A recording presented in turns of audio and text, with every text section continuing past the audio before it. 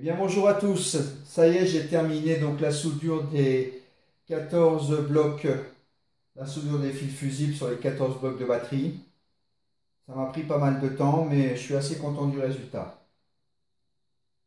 Alors avant d'en faire une vraie batterie, tout raccordé ensemble, je vous propose de faire un petit récapitulatif du processus et du matériel qui m'a servi pour faire cet ensemble au cours de ces dernières semaines. Eh bien, dans ces blocs, on retrouve 1120 batteries lithium 18650, 112 supports 5 par 4 pour les 18650, 110 mètres de fil électrique 2,5 mm², 30 mètres de fil fusible cuivre étamé 0,2 mm² qui font à 5 ampères, 28 cosses électriques en 25 mm² avec un trou de 8 mm, environ 15 bâtons de colle à chaud, un rouleau de soudure à l'étain plomb en 1 mm avec âme auto-décapante et 60 cm de gaine thermo en rouge et en noir. En termes de main-d'œuvre, donc pour la réalisation de l'intégralité des 14 blocs, ça m'a pris à peu près 1 heure pour l'assemblage des supports, 2 heures pour l'insertion des batteries 18650 dans les supports, 4 heures environ de dénudage du fil électrique qui était en 2,5 mm², à peu près 6 heures de torsadage des bus bars, 4 heures pour le formage des bus bars sur la planche à clous, 4 heures à peu près de sertissage, soudage et application de la gaine thermo pour les cosses, et une trentaine d'heures de soudage des fils fusibles, ce qui me représente à peu près, on va dire, 51 heures de travail pour réaliser ces 14 blocs. Au total, ça représente donc 240 soudures par bloc, soit environ 3360 soudures à l'étain plomb sur l'intégralité des 14 blocs. Dans un premier temps, j'avais prévu d'imprimer en 3D des supports de façon à pouvoir monter tous les éléments en mural et d'avoir les éléments les uns après les autres sur un support mural. Et puis, j'ai pas encore investi dans l'imprimante 3D. Et comme l'automne arrive et que je voulais que cette batterie fonctionne assez rapidement, j'ai décidé de faire autrement. Donc je vais installer tous ces blocs dans un coffret électrique. Alors le coffret électrique, c'est un rack audiovisuel en 19 pouces que j'avais ici et qui va me permettre d'avoir les batteries sur des étagères les unes près des autres dans le rack 19 pouces. Alors voici le coffret, le rack 19 pouces qui va me servir pour abriter tous ces blocs de batterie. C'est comme je disais, un rack audiovisuel à l'origine qui est en 19 pouces. Donc 19 pouces, c'est la largeur entre les montants, de façon à pouvoir racker ce qu'on appelle tous les appareils un peu professionnels, audiovisuels et autres. Donc j'y ai mis 3 étagères. Sur chaque étagère, il y aura 5 blocs de batterie, 5 dans la première, 5 dans la seconde et que 4 dans la dernière, vu que j'ai que 14 blocs.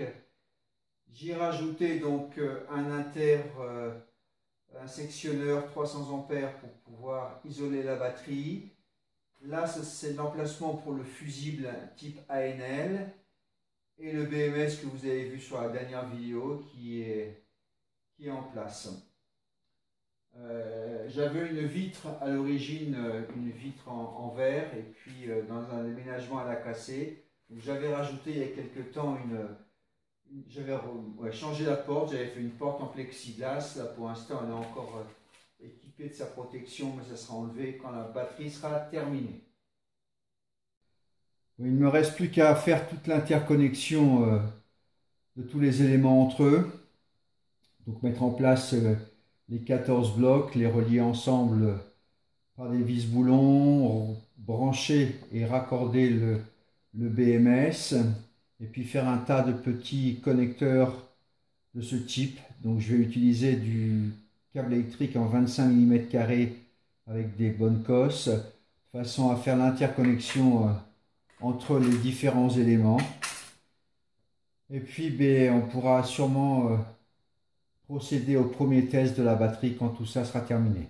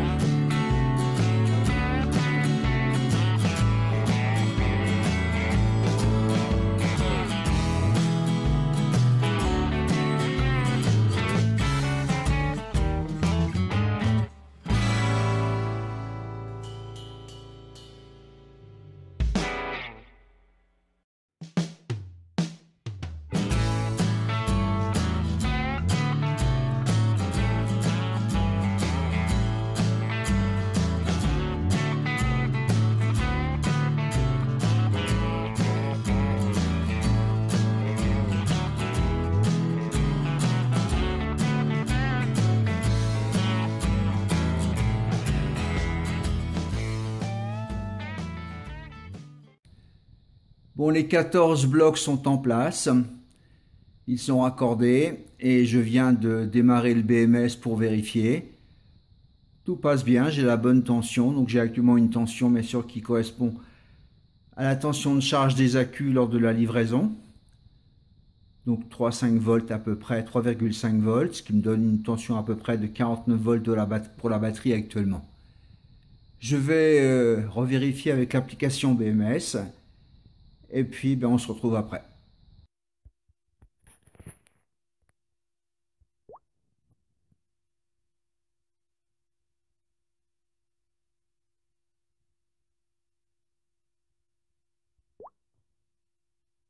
Ok, l'application a démarré.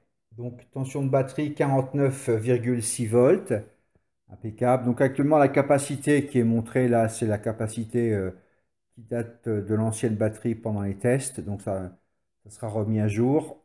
Actuellement, la cellule la plus basse est à 3,554 volts.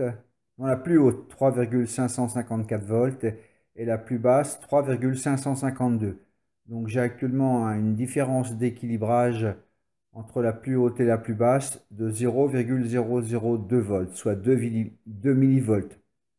C'est très très bon. Voilà. Donc la balance n'est pas mise en marche. Je vais la mettre en marche quand même. Donc BMS contrôle. Auto balance. Je retourne sur Hill State, Time State. La balance. Je n'ai pas mis en marche la balance. Alors BMS contrôle. Auto balance. Ah donc ok, donc là la balance ne fonctionne pas parce que l'équilibrage est dans les caractéristiques du réglage, donc à 30 millivolts. Donc comme là je suis à 2 millivolts, il n'y a pas besoin de faire de balance. Voilà, bon bah ça marche bien. Donc je viens de charger pendant quelques heures la batterie avec le tout petit chargeur, et ceci à 3 à 4 ampères. Tout s'est passé correctement, donc la batterie a commencé à charger, la tension a commencé à s'élever dans chaque cellule. Au bout de peut-être 5-6 heures, je devais être à peu près à 54,2 volts et je viens de passer donc sur la charge avec le deuxième onduleur MPPT. Pendant la première phase de chargement avec le petit chargeur, j'avais obtenu un déséquilibre des batteries quand même, alors qu'au départ le déséquilibre total était au maximum de 0,0004 volts, donc 4 millivolts. Au bout de quelques heures de chargement avec le petit chargeur, j'étais passé à 12 ou 13 millivolts. Ce qui doit, je pense, être justifié par le fait que sûrement que les packs n'ont pas tout à fait la même capacité et qu'ils montent, ils montent en tension, pas forcément tous en même temps. Il va falloir que je suive ça de plus près. Donc là actuellement je suis en train de charger, donc j'ai réglé l'onduleur MPPT à 30 ampères. Oui, là j'ai une intensité de chargement qui est de 29-30 ampères sur le BMS. Tout a l'air de bien se passer. Je vais essayer de monter comme ça jusqu'à 58 volts et voir comment s'est passée la balance en fin de chargement. J'ai réglé le début de balance automatique à 3,9 volts. Donc actuellement là, avec l'application MyBMS sur smartphone, j'en suis à une tension de 54,5 volts.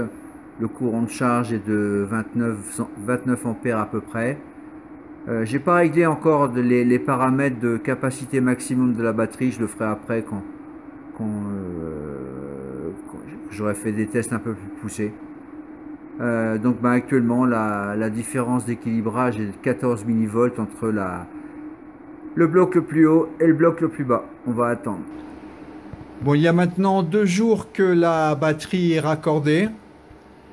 J'en suis très satisfait. Donc là actuellement nous sommes à peu près, il doit être midi moins le quart.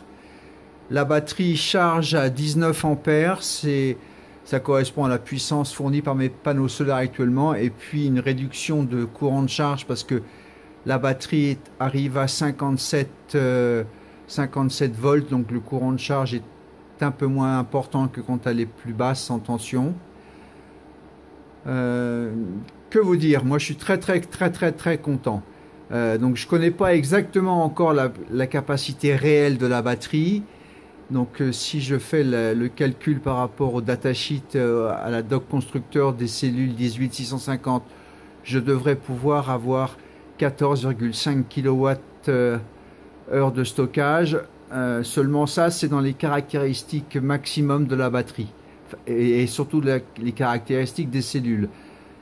Cette puissance est donnée pour une charge jusqu'à 4,2 volts par cellule et une décharge jusqu'à 2,65 volts.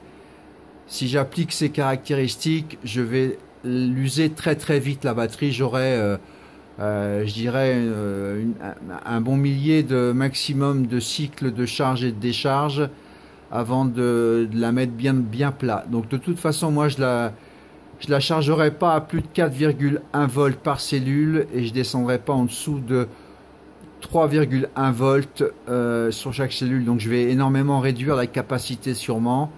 Ce sera un test à faire. C'est pour ça d'ailleurs que je vous propose qu'un de ces quatre, je fasse un live pour vraiment tester cette batterie dans les deux conditions d'utilisation, c'est-à-dire les conditions maximum 4,2 volts jusqu'à 2,65 et de voir à combien d'énergie je peux tirer de cette batterie. Et puis après un deuxième test plus raisonnable, 4,1 volts maximum et puis on va dire 3,1, 3,2 minimum de décharge. Voilà, donc là c'est mon petit local. Là-haut toujours l'onduleur MPP Solar. C'est un MPI 5,5 kW. Là-haut, la batterie, la première batterie de stockage réel que j'ai faite, utilisable, qui est en... Celle-ci a une capacité à peu près de 4 kWh. Là, c'est la première que j'avais fait pour test, hein, celle qui m'a servi pour tester le BMS. Voilà. Donc actuellement, c'est nickel. Le BMS, alors je sais pas si vous allez pouvoir voir. Non, on voit rien sur la vidéo. Mais donc je suis à 57,2 volts pour 20 ampères de charge.